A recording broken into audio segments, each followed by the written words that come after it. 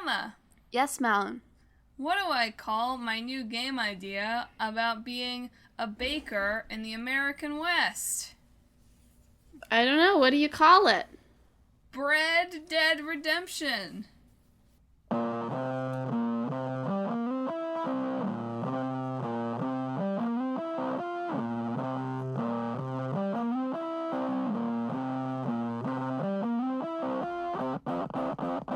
Hello, and welcome to Talk This. It's dangerous to podcast alone. I'm out of the Talk This joke muscle memory.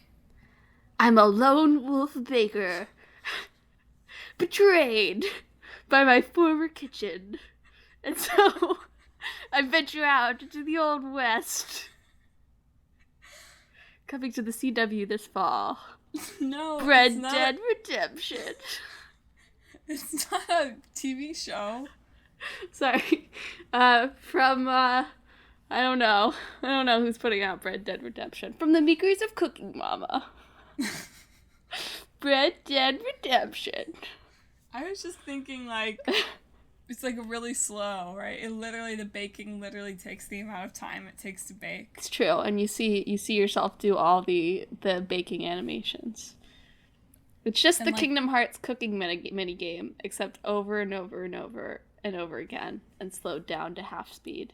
I was writing about that a little bit today on my long-delayed clickbait boyfriend, so my mind is on those, cooking game mechanics. Yeah. But this will be much more realistic. Yeah. Anyway, hey, thanks for tuning in to the first episode of Talk This Emma and I have recorded in what feels like 20 years. It's just been a month. Also, get ready for today's episode, brought to you by me trying to yawn silently and leaving weird pauses in conversation. Sounds good. It'll be great. Double brought to you by jetlag. That's Madelyn, the sleepy one. I'm Emma, the slightly less sleepy one, although I accidentally slept until 1 o'clock in the afternoon just the other day, so Emma, who really I'm in is a light sleepy? coma.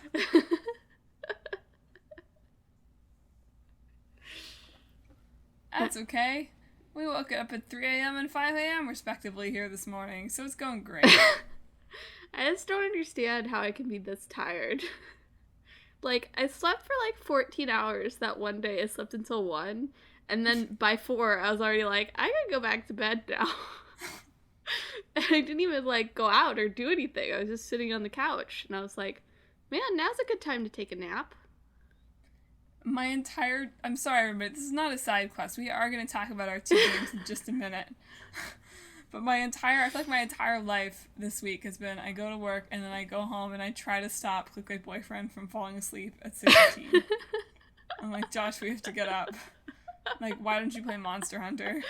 And he's like, I don't know. And I'm like, you have to.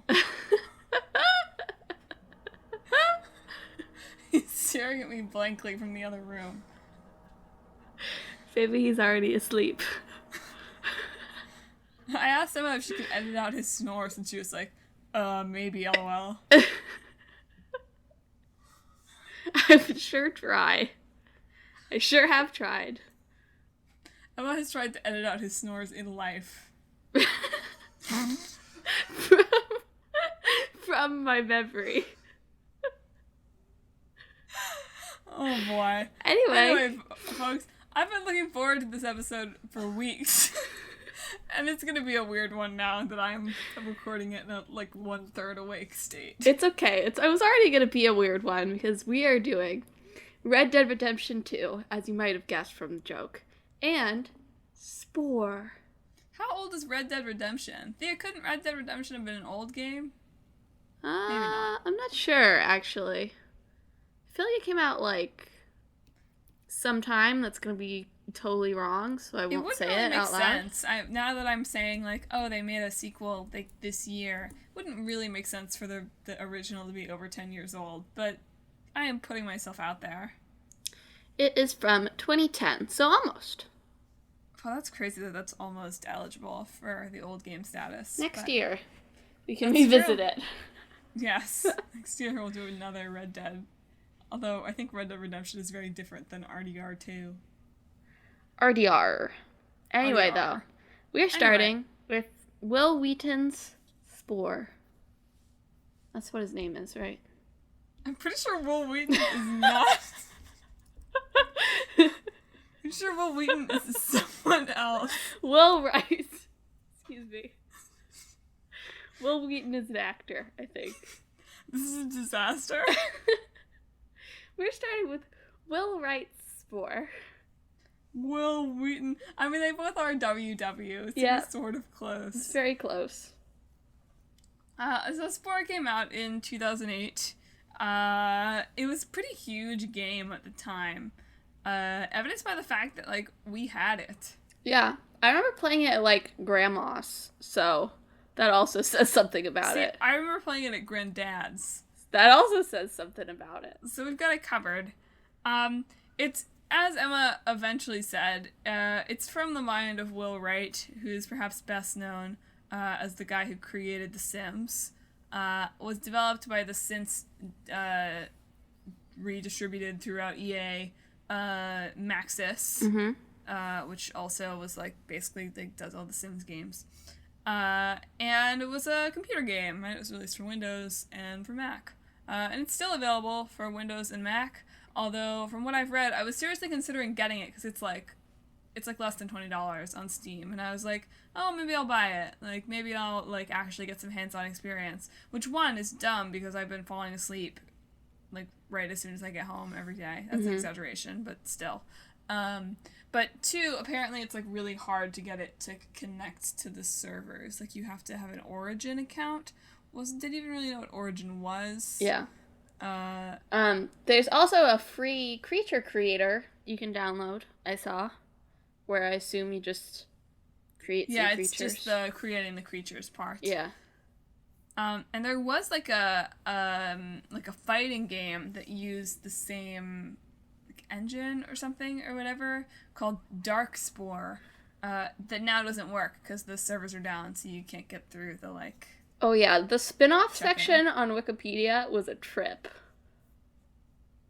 What do you mean? Just okay. The Nintendo DS spin-off is titled Spore Creatures. This is courtesy of Wikipedia, by the way. Focusing on the creature phase. The game is a 2D, 3D, story-based role-playing game, as the gamer plays a creature kidnapped by a UFO and forced to survive in a strange world with elements of Nintendogs. Every game should have elements of Nintendogs. I stand by that. No, there are a lot of silly spin-offs with various silly names and silly concepts. We won't be talking about those in too much detail, though, because the concept of this podcast is that we talk about one old game and one new game. I'm sorry, I went to the spin-off section on Wikipedia. I read that first one, and it was just an experience. It was a Spore-like evolutionary building on itself with every prepositional phrase that just became a interesting little monstrosity type thing in my mind. You're right. So Spore it's not that difficult to explain, but when you explain it, it really sounds like a game that Emma and I would have created in just a bad mashup. Yeah, a little bit. Right? It's like if we somehow had like a moment where it's like, okay, we're doing Civilization and like Pac-Man. I feel like there's been at least one time where we have said that we just made Spore in our mashup. It does feel likely. I can't remember what episode it was, but I feel like I remember us saying that at some point. So it's like if you have like Pac-Man and I can't think of something else that has like a good creature creator, except I just literally watched Josh do this in Monster Hunter, right? Yeah.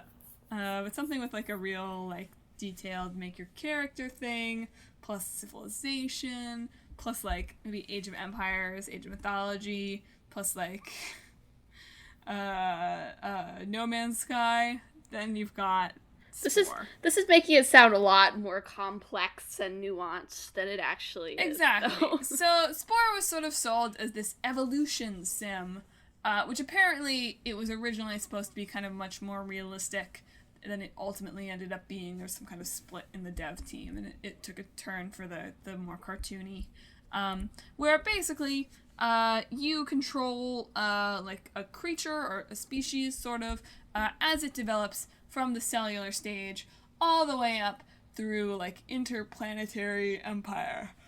Ugh, forgive my yawns, folks. I'm not yawning because the game is boring. It sounds very exciting. In fact, it sounds so exciting that people were really hyped up about the game. And I believe that Spore sold pretty well. But it was a little bit of not a huge critical disappointment, but a disappointment for some reasons a little bit apart from the actual content of the game, which I guess we'll talk about. Mm-hmm. But basically in Spore, there are 5 different stages of gameplay where the gameplay is very, very disparate, which is interesting. And I was reading, I mean, I've played this, although I don't remember it super well, given that I was like 12 or whatever. But I was reading some reviews that were saying like, like there's too many different gameplay elements for like casual gamers, but they aren't really fully developed enough for like gamers, and it holds your hands too much. Mm-hmm. So it's sort of interesting in that it kind of walks some middle ground, which there's nobody there. But basically, there's these 5 different stages. You start at the cell stage, which is like a 2D. You like eat things and you get DNA and your organism grows. And you can choose whether you're going to be a carnivore or an herbivore. Or an omnivore. Or an omnivore. Thank you, biology class. Thank you. And then you progress to the creature phase, where you get to design your own little creature. And for many people and for many reviewers, that was sort of the best part of the game. And no surprise, there's now all these spin-offs that are just around the creature creator. Right, so you get to design your own fun, cartoony creature and all the different things you can add. It gave your creature different stat boosts, basically. When you run around as a creature, eating things to become more powerful, because that's what creatures do. And then there's like the tribe phase, right? I sort of forgot what this middle phase was. It's like the same sort of thing, except you have like tools and stuff. Yeah, and there's more of you. And there's a civilization phase, which is like the game Civilization, but not something that you can play for 20 hours on various international airplanes. Mm-hmm. Not that complex. And then you reach the space stage, which I don't remember ever really playing. I don't remember ever getting to the space stage. I kind of feel like we abandoned our games a little before we got to there. Yeah, but which many reviewers said, like, this is the best part of the game. So I'll trust them, I guess. The most developed part of the game. I mean, space is pretty cool, so. Yeah, where, like, you get to do, like, space missions and stuff. And Spore is connected to the internet in sort of a number of cool ways. So, like, the creatures that you developed, right, if you, like, upload them to the Spore server, they'll start to show up in other people's games, or maybe in your game, right, as other creatures in the world. Mm-hmm. And there's, like, some kind of, I don't want to call it, it's like an expansion pack. I was going to call it DLC, but I think we're still not quite in the DLC era in 2008. Not quite. Where people could, like, for the space stage, you could, like, design your own missions for people, and they could, like, go on the missions. It does sound fun. Sounds like something you would have had fun with. See, I think I would have probably stalled out around the time the civilization phase came up when playing it.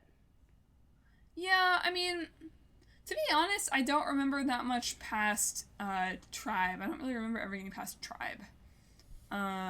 Which I don't remember anything about, like, the quality of the game, to be honest. I just don't remember getting that far.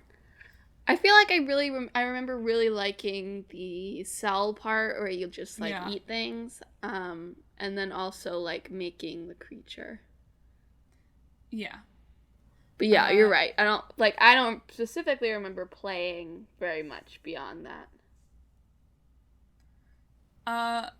But Spore is also pretty notorious for another kind of intriguing clash in the history of video games, which continues to go on, although I feel like this is something that has become, in the age of, like, everything being online all the time, this has become a little bit less, like, although I know people are still angry about things that require you to have an internet connection. But Spore was shipped with the digital rights management software, aka DRM, of Secure ROM, which was pretty controversial. Basically, and the reason it was controversial, and the reason that people are still, like, breaking through these technologies today, right? It's not Secure ROM anymore. There's some other really common one that I read about, but I can't remember the name of, that was introduced a few years ago, and it was, like, seemed impermeable for, like, a year, and now people are cracking games again within, like, a day. So much for that. Mm-hmm. But basically what it makes you do, it's copyright protection software, right? And so what it makes you do is when you're installing the game, you have to connect to the internet to, like, verify your purchase, right? Mm-hmm. And also it imposes a limit of how many different computers your activation key can be activated on. However, this was a real problem with Spore, so theoretically the limit was 3 computers, which, like, okay, I think that's kind of silly. I mean, I get you don't, like, want people passing the disk around, but, like, that's what a disk is. Sorry, folks. But apparently, every time you would, like, update your computer a little bit, the digital rights software, like, would get confused. Yeah. And it would, like, count as another activation. Yeah. Which became a real problem. And also, it was initially going to make it so you had to go online every 10 days to re-authenticate. Which people were really pissed about. Mm-hmm. I mean, it does sound annoying, yeah. I mean, I know there's softwares like iTunes, I think, for instance, and other stuff like that, where you can only have it on a certain amount of computers, right? And then it's always annoying, like, when you run out of those computers because you've gotten a new computer, but, like, you've only gotten a new computer because your last 4 computers, like, broke. Yeah. In some irreparable way. So you have to, like, go through the process of, like, remotely, like, unauthorizing those computers so that you can authorize it on your new computer. And it is a big hassle when it happens, although I do, like, I understand, I guess, why. I understand it, too. Although, honestly, with, like, iTunes or something, I understand it less because, like, people still, I guess they don't buy the music a second time. I guess is what it is. Yeah. Never mind. Well, with iTunes, the idea is, like, you don't want someone buying it and then sending the file to, like, all of their friends, right? Yeah. I mean, theoretically, you could still do that if you were gonna burn a CD. Not that anybody does that these days, really, but, you know. Still possible. Yeah. But anyway, this whole deal with Secure ROM, I mean, and also just being, like, a game that was popular and anticipated, right, led to Spore for a long time being the most pirated game of all time. Seems like the opposite of what they wanted. Does seem like the opposite of what they wanted, doesn't it? But yeah. It's no longer the most pirated game. I don't know what it is, but, you know, obviously the game was released 10 years ago, so. I'm very curious about what the most pirated game is now. Talk about Spore while I Google it. Spore! One of the interesting things I read about it, what Wil Wright, not Wil Wheaton, said about it in response to, like, critical reception and sales and stuff. And keeping in mind that he did also make The Sims, he said, like, we looked at the sales in the Metacritic store, which was, like, 90 for The Sims, and then we looked at the sales and Metacritic score of, like, Half-Life, and I think this was in regards to the split in development that you mentioned, a little bit after it came out, and then he said they looked at the Metacritic and sales for, like, Half-Life, which was, like, the Metacritic was, like, 96, but I assume the sales were less than The Sims. And he said that they made a decision that they would rather be like The Sims than be like Half-Life. So they wanted to drive more sales by reaching a wider audience than Half-Life, and in turn maybe sacrificing a bit of the critical accolades that some of the more games, for lack of a better way to put it, were getting in the olden days of 2008 or whenever Half-Life came out. So I'm having a hard time finding the most pirated game of all time, which is not surprising, I guess, because, like, how do you track that? I guess so. But apparently Call of Duty Black Ops was pirated like 4.5 million times. Jesus. Isn't that crazy? I don't even, like, I guess you do it on your computer. I don't even know how you pirate a game. I mean, I guess I know what ROMs are. But, like, how do you, like, if you wanted to, like, pirate a game and play it on your PlayStation 4, do you have to, like, get it on your computer and then, like, put it on a USB drive? I feel comfortable asking these questions. Please nobody answer them. Don't out yourself like that. I feel like downloading it and putting it on a USB would have to be a plausible. Yeah. I mean, or like a pirated access key.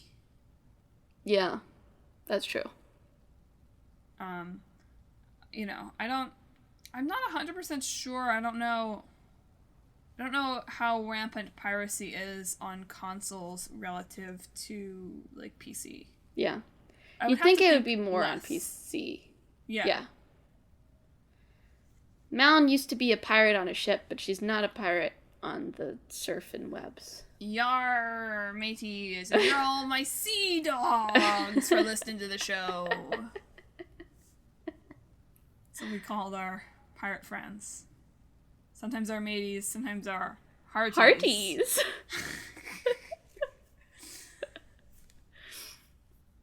But I thought that anyway, going back to the anecdote I mentioned before you got the answer from me, I thought that was, like, an interesting way to approach it.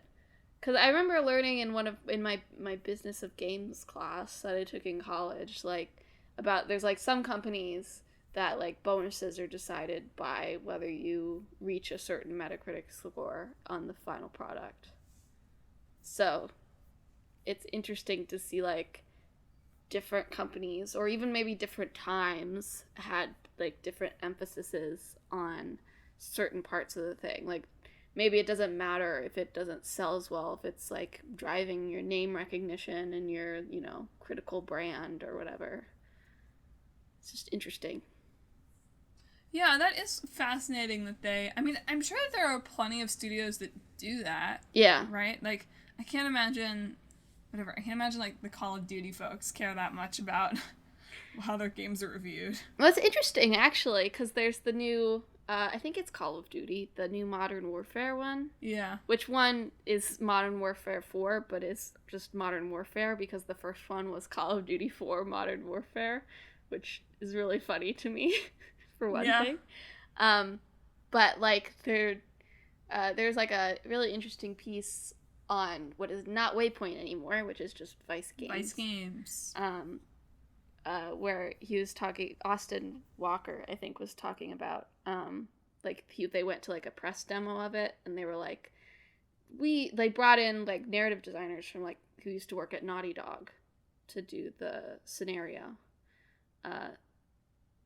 But also, like, so they're, like, stressing this very serious, like, war is crazy, hell narrative, while also trying to, like, balance, like, you'll feel really cool with the guns.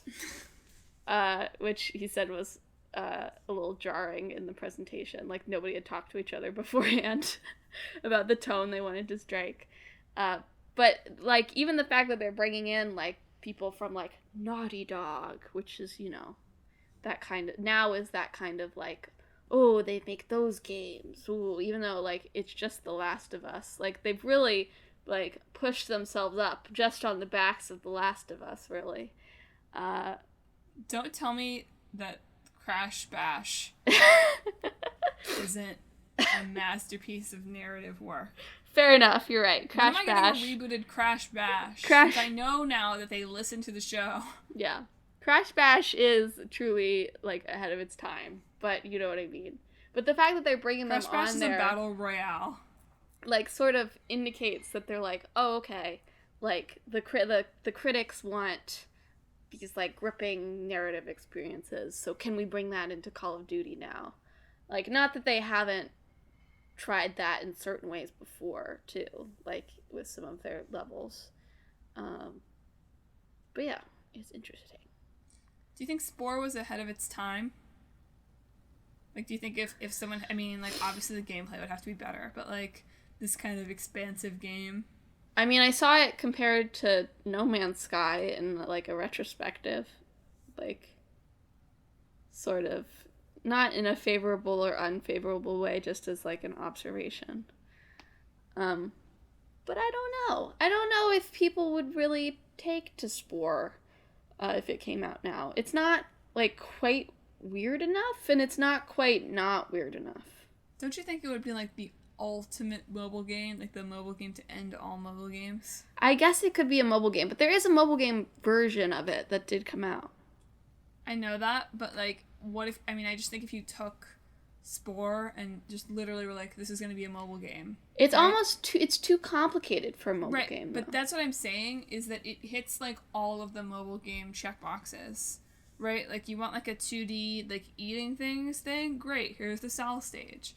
You want, like, a Civilization Light? Great, here's the Civilization But stage. see, that's the problem, is that it's too many things. But that's what I'm saying is the good thing, because you don't ever have to get a different mobile game. You can just play the different stages. Well, can you go from each stage, like, from a menu? I think you can do that in the original Spore, too. Like, I don't know. Like, for me on a mobile game, that's like too many options for me. And that's not to like dig at mobile games or anything. Like, I just want to go into my mobile game and know exactly what I'm doing. I'm making it like a mobile game hub. A mobile game hub. It's like, here's all my 2D eating things. Here's my Civilization Light. Here's my, like, space. So it's like a kids learning app, is what management. You're saying. It is like a kids learning app. You sort of learn about evolution. Mostly you design characters. That's fair. If you made it a kids learning app, I think it could be pretty successful if you adjusted it enough to be like that. That is pretty damning. That's not damning. Like this major release of its time. Like, yeah, it could be like an edutainment app. We played it when we were children. I'm just saying. I was just saying that was. Can you imagine like pitching like a serious, not a capital S serious game, but a serious game? Not that edutainment games aren't serious. I don't mean to like dig. Can you imagine pitching what you thought was a Madelyn just got a shovel, and she's just.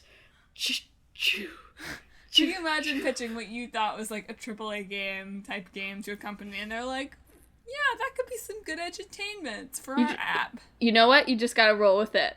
You just gotta roll with it right then. I know you just gotta roll with it. You just gotta pretend that's what you were going for all along. Just imagine the tears later. You know what? You sold that game, man. Some version of that game, you sold it. I know you got a ticket you can get, but like,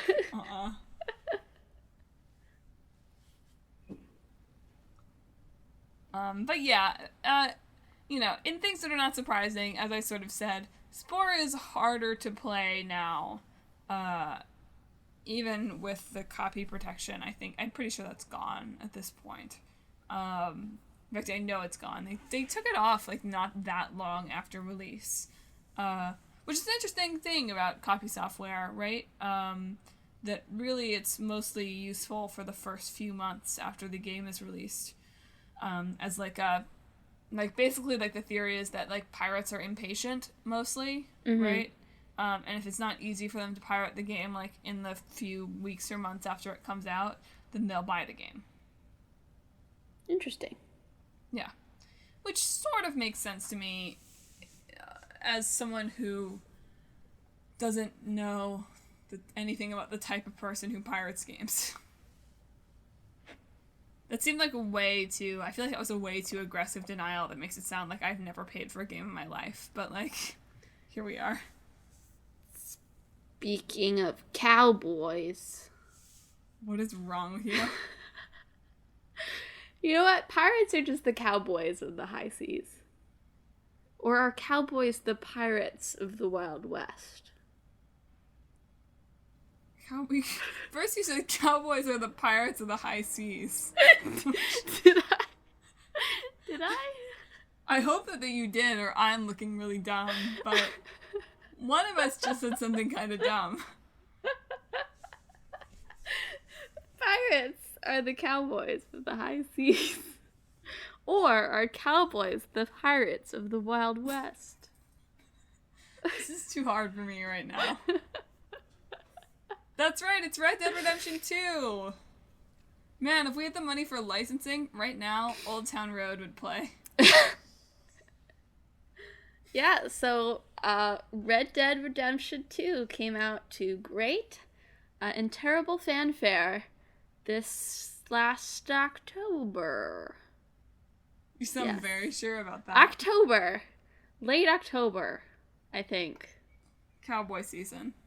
That's what they call cowboy season. It's right around Halloween. When do you see more cowboys than Halloween? Never, probably. Correct. Probably depends where you live.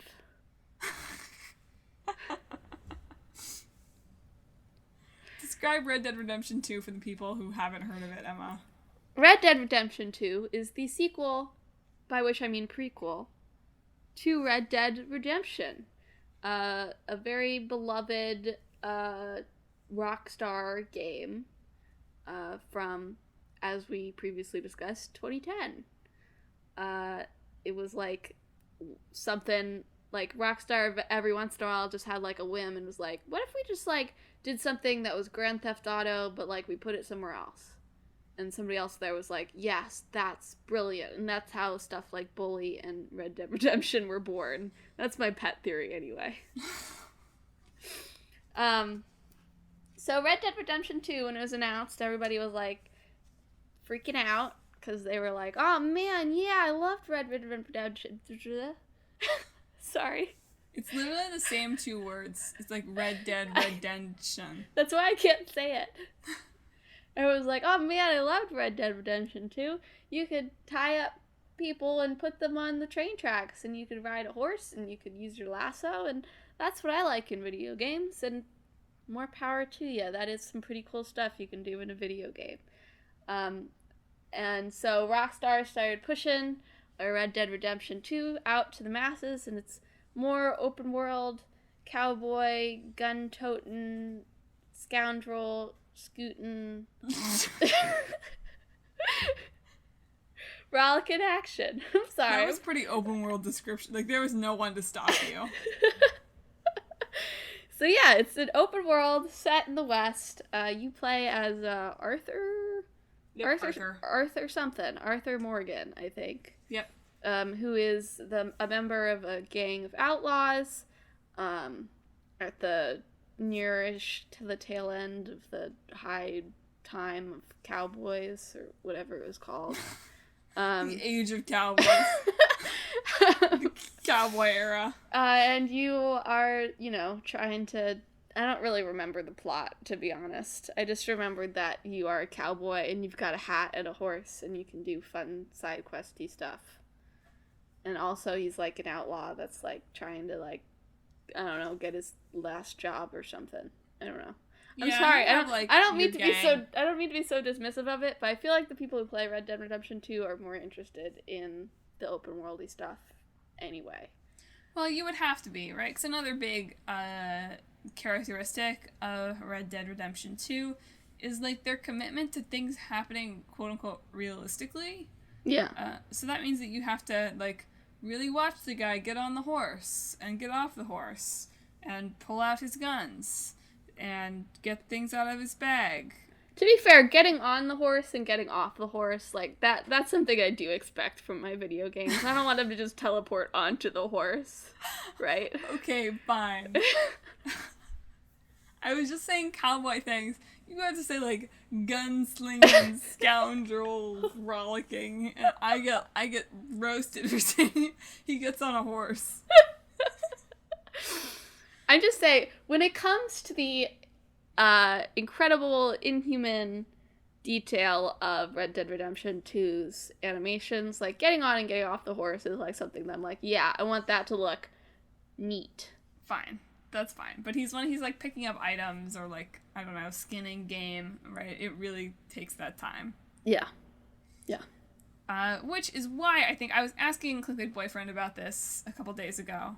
And I was like, oh yeah, we're talking about Red Dead Redemption 2. Like, I feel like that's the kind of game where like I probably shouldn't buy you that. Like, you'd probably get really into it. Because he gets really into those open world games, right? Mm-hmm. And he was like, no, like why would I want a game where everything takes 2 minutes? Mm-hmm. Which is, I realize, even just saying that, I feel like people are going to come out of the woodwork and be like, it's realistic. I'm like, I love it. It's so immersive. I mean, and more power to those people, I guess. I don't fully understand it. I understand it conceptually. It's not what I want from any of my entertainment, basically. I'm not into super hyper realism, basically, in anything that I watch. I also, like, there's some part of me that even when I know people, like, don't mean it this way or are trying to use it a different way, that just, like, shrivels up when people use the term, like, it's realistic to, like, defend something, right? I know. Like, if there's something that's, like, an ending that's just, like, tragic for no reason, and people are like, well, that's probably how it would happen in real life. I'm like, well... Great. I'm glad everything else in this story was definitely something that would happen in real life, and totally has, because it's a biopic and there's not an author working on this, right? Yeah. Who's, like, putting messages out into the world. Even in a biopic, there's an author putting messages out into the world. So I know. But at least then you aren't, like, theoretically, like, quote-unquote, tied to things, right? Like, if you're just, like, making up a story, and, like, your goal is it for it to be, like, real life, like, what's the point of...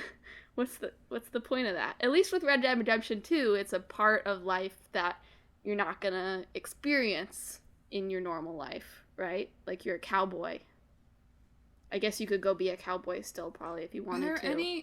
If somebody hasn't yet done a review, like Red Dead Redemption 2 reviewed by an actual cowboy, that feels like a free story idea that I'm batting out into the blogosphere. There you go. Aspiring writers. You just gotta find yourself a cowboy first. Who's willing to play this game for like 20 hours. Yeah. If Yakuza could do it, you can do it. I forgot about that. I thought really that's where you were getting it from. That's an all-time great piece of games journalism. I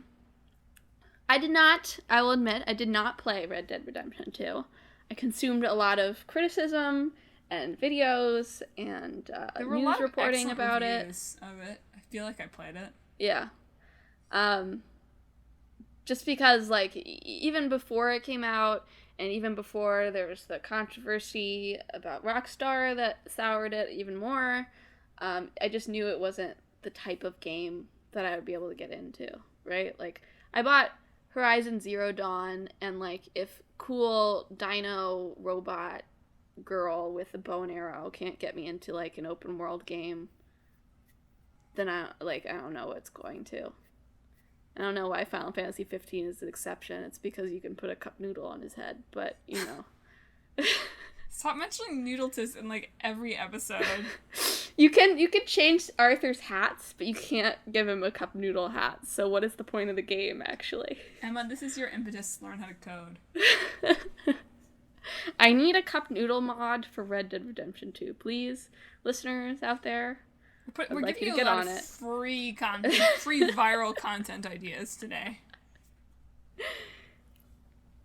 But I did really enjoy reading a lot of stuff about Red Dead Redemption 2.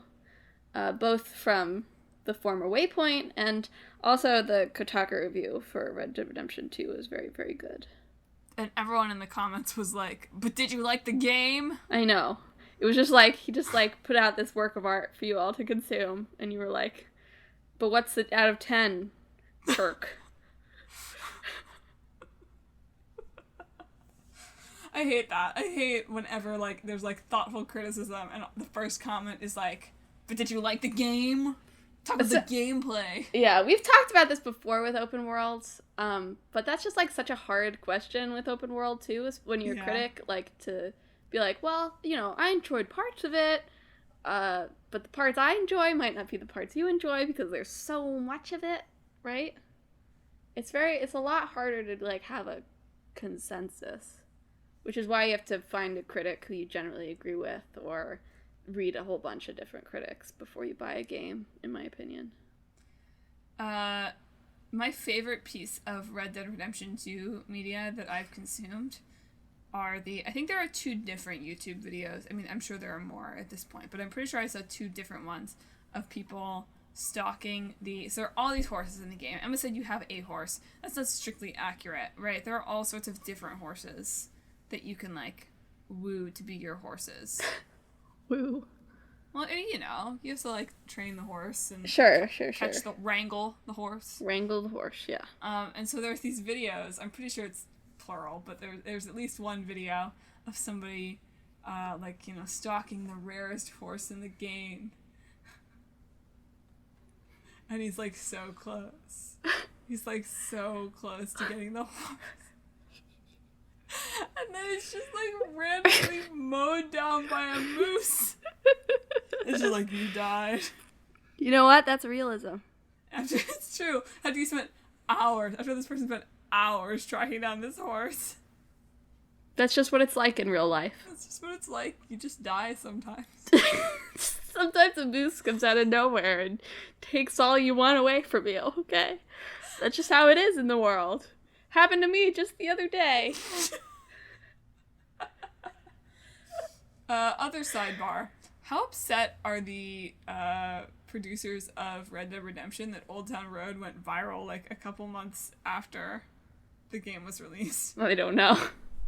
I saw a or great was tweet. it them? I saw a great tweet.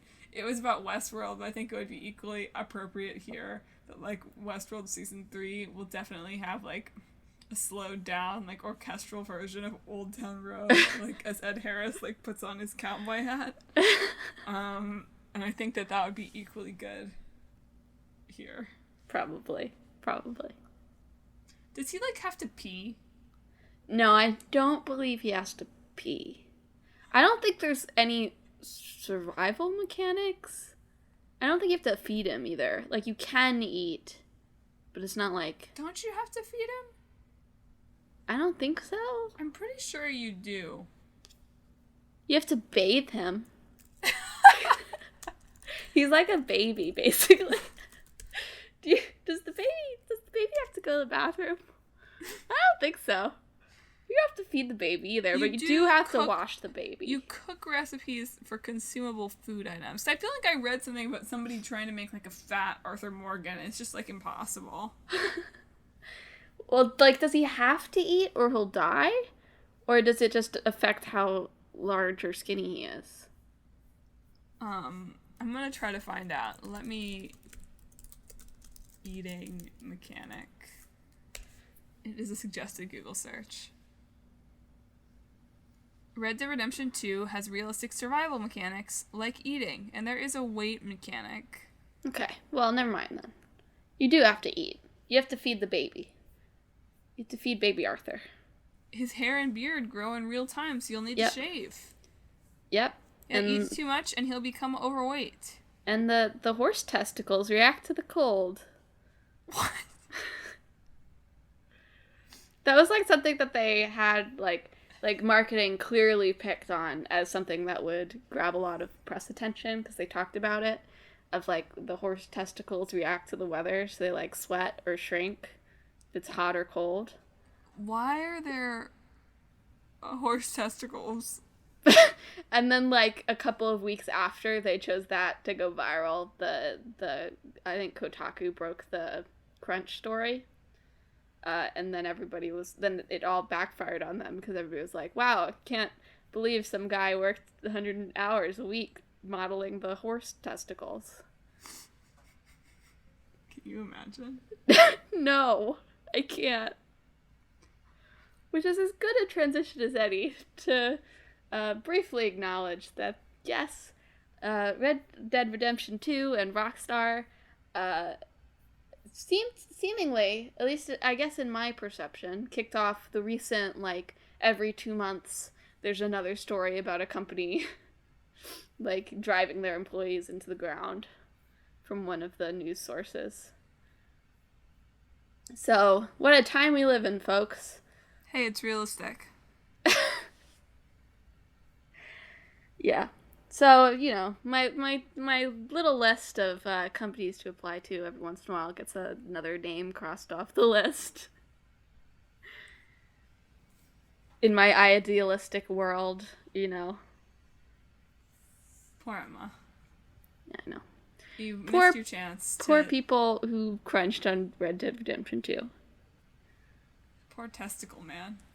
I'm sure it wasn't just one guy. It's just like... Yeah, you're right. Poor testicle team.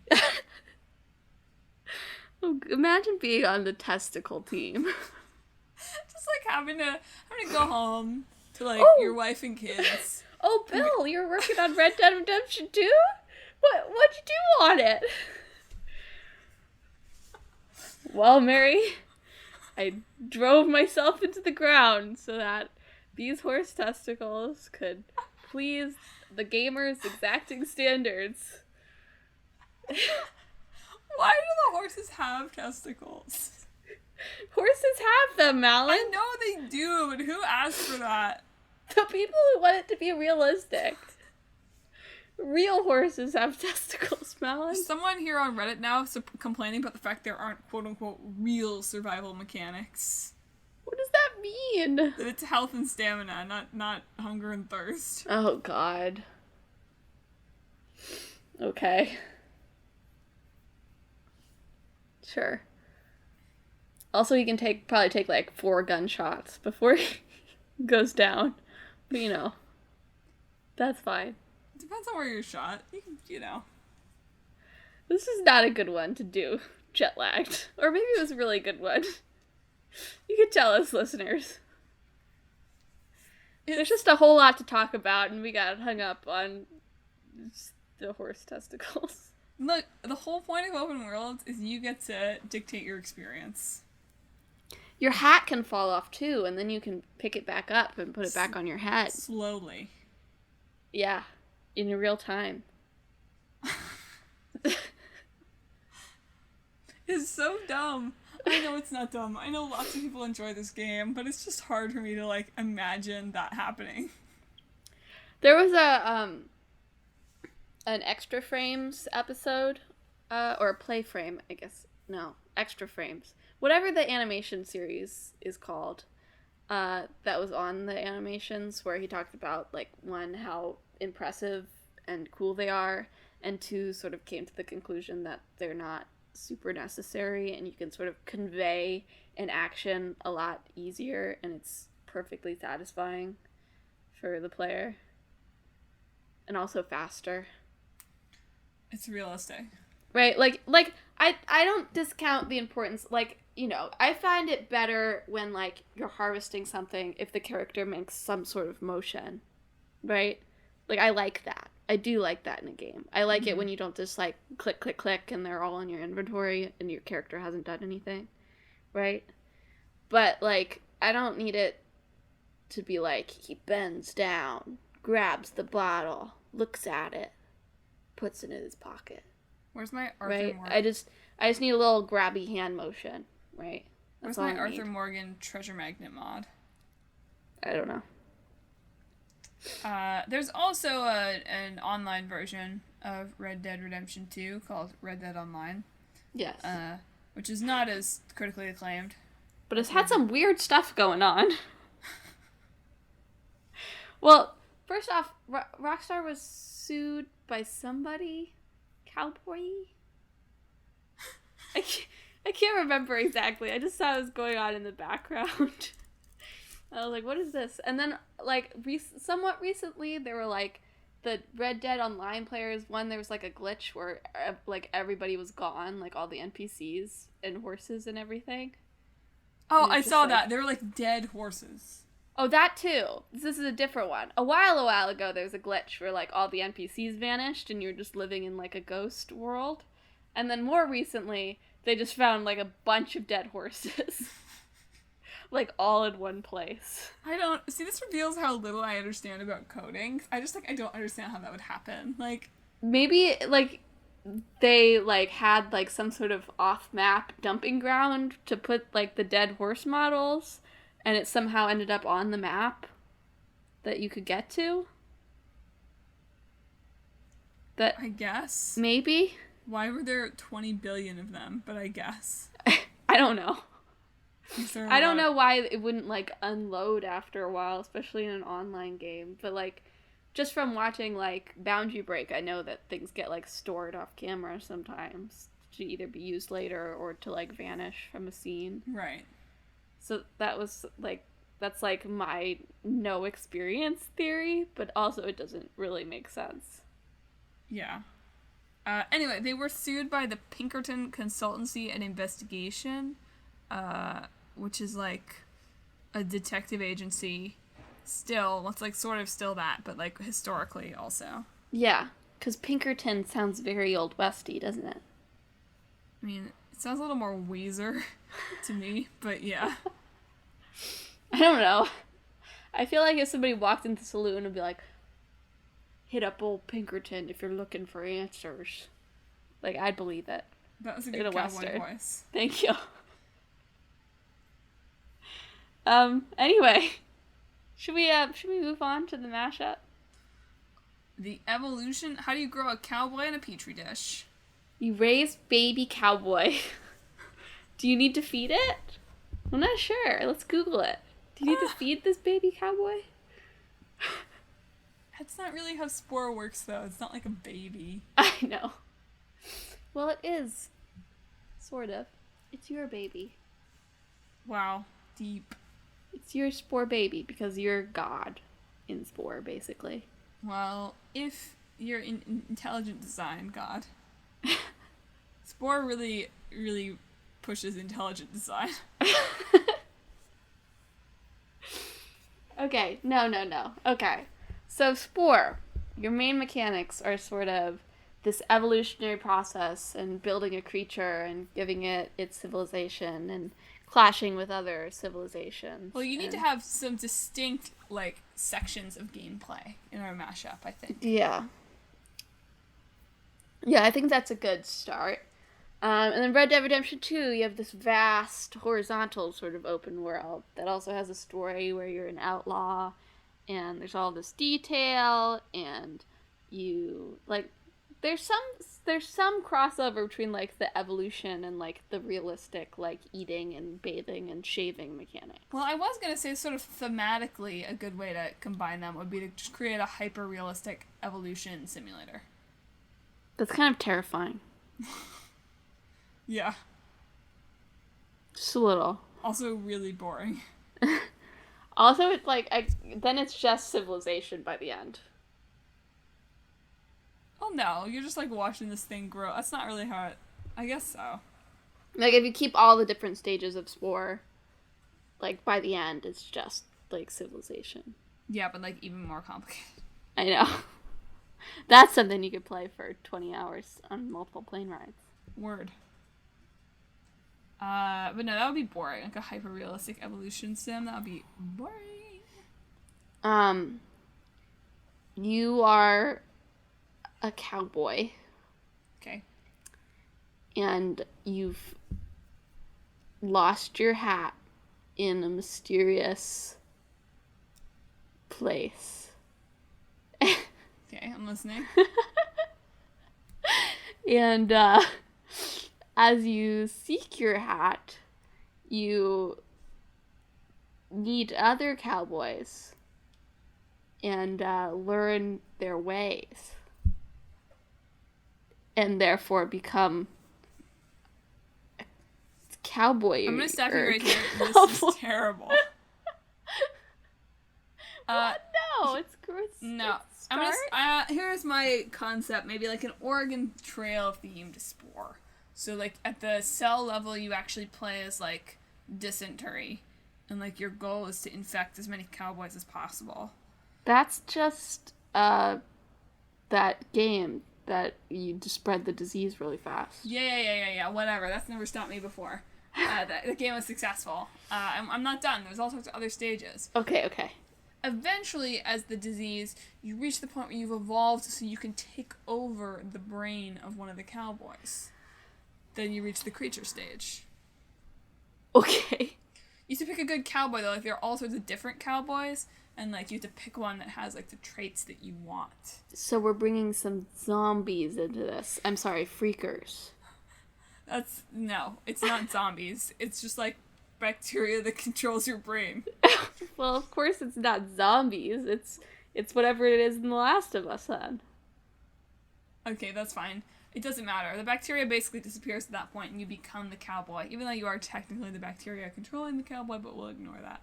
Okay. So then you play as a cowboy, and it's like your job to spread your disease to other This is a zombie game. It's your job to spread your disease to other cowboys so the bacteria can control them. Eventually reaching the tribal stage, where you fight to spread the disease in various tribes. The tribe stage in Spore is kind of lame, so we'll skip on by to the civilization stage, where everyone is infected. And you have to fight efforts by neighboring towns to, like, vaccinate. This is an anti-vaxxer This is game. just that... What is that game called? Like, Pandemic? Pandemic. It's just Pandemic. With cowboys. It's Pandemic with cowboys. And freakers or zombies or whatever. But wait, it's all gonna come full circle. Okay. You get to the space stage. But at this point, things are starting to be weird for some reason. And everything's been hyper-realistic up to this point to Doi. But, like, suddenly you're back to the cell stage, where you're, like, eating this strange gray matter. Oh my god. And the bacteria eats the brains of the cowboys at the end. What? These games don't work. That sounds like a great addition to our edutainment app. Stop that. Actually, no, it doesn't. That doesn't sound like a great addition. We don't It's want all about it. the importance of vaccines. So that the little zombie bacteria called the Sentry won't take over your brain? Yeah. Okay.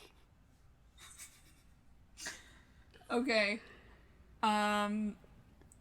You're doing...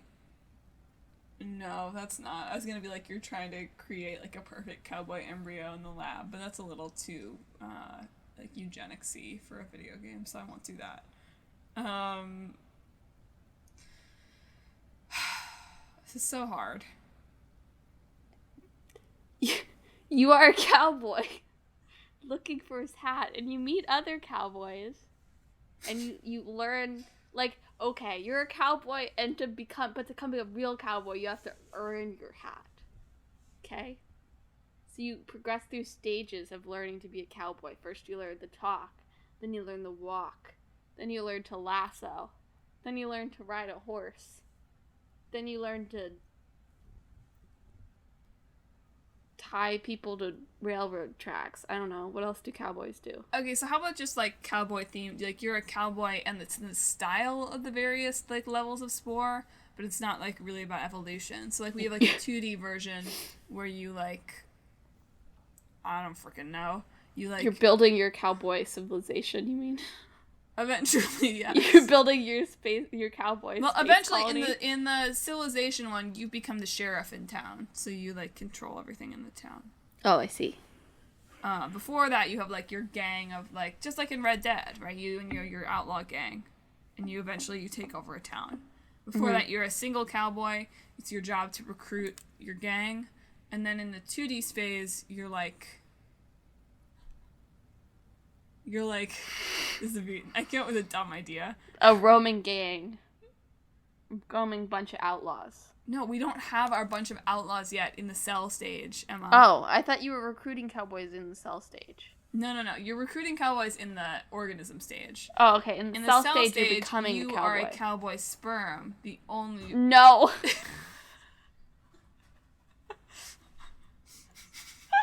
Why? No. Just kidding.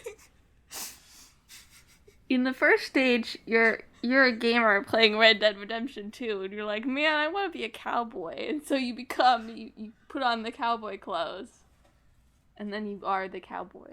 Well, I'm trying to come up with something 2D in the cell stage. That could be 2D. That's a 2D character motivation. Or is it realistic? Is it indeed? And then the space stage, man, you're just trying to... I would love some cowboys in space. That feels good. I'm not even going to try to mess with that. Okay, we just jumped there. You've got a rocket. Okay. It's time to go. This episode has gotten very long, so I think we need to... It's not even that long. It feels very long. It's we've had ones that are this long. Anyway. The amount of time I've spent trying to mash up these two games. Put a little too much thought into it, maybe. And we came up with nothing. We came up with nothing usable. Nothing. Just wait. Anyway, why don't you tell these lovely people where they can keep listening? Because they want to. Absolutely. So if you want more high-quality AAA edutainment games like the ones we came up with today, you should follow us on social media. We're on Facebook, Twitter, and Instagram at Talk This Podcast. And for the weird thing that's like really a content thing, but I always list it with social media, we're also on YouTube at Talk This Sisters. At Talk This Sisters, you can see Emma's series Play This, where she talks about gameplay as storytelling, which we talked about in some ways today with these open world games where all of the gameplay is all of the storytelling. And various other things on YouTube, so you should definitely subscribe to us there. Speaking of subscribing, why don't you subscribe to this show? We're on Apple Podcasts, because hey, iTunes is going away. Did you hear that? Oh, entirely? Yeah, they're going to get rid of it. I mean, not that you're not supposed to brand it that way anyway, but I was like, wow, now all the people that are still saying iTunes are really going to feel stupid, because there is no iTunes. So hey, we're on Apple Podcasts, Google Podcasts, Stitcher, TuneIn, Spotify, Pandora on the app, and many, many more, basically wherever podcasts can be found.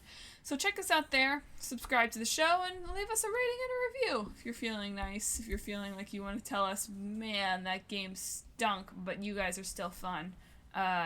Definitely leave me a review.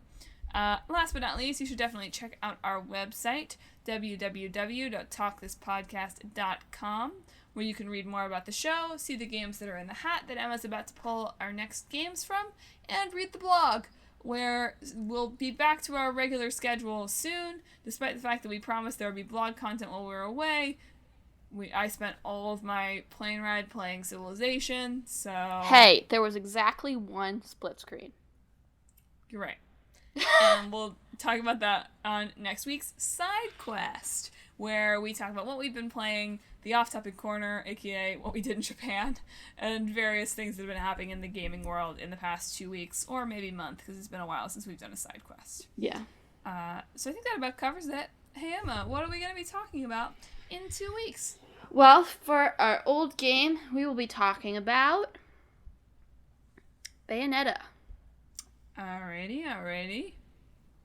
And for our new game, we will be talking about Red Dead Redemption 2. No, I just haven't taken that out yet. They were like, you did a bad job with this. Try again. We're talking about Vampire.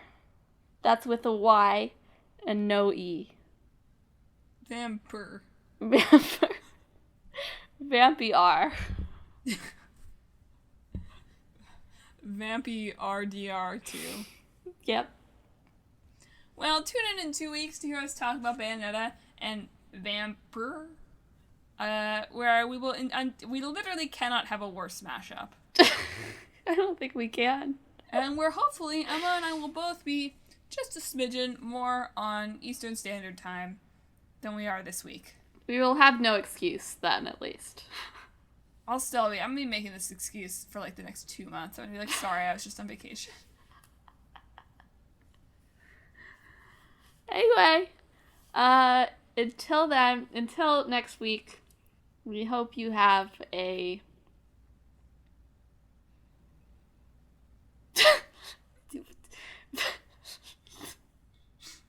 You put yourself in this situation. I was like ready to be like, oh, she's gonna throw it to me. But no, go ahead. We hope you have a week in which you evolve in pleasing ways.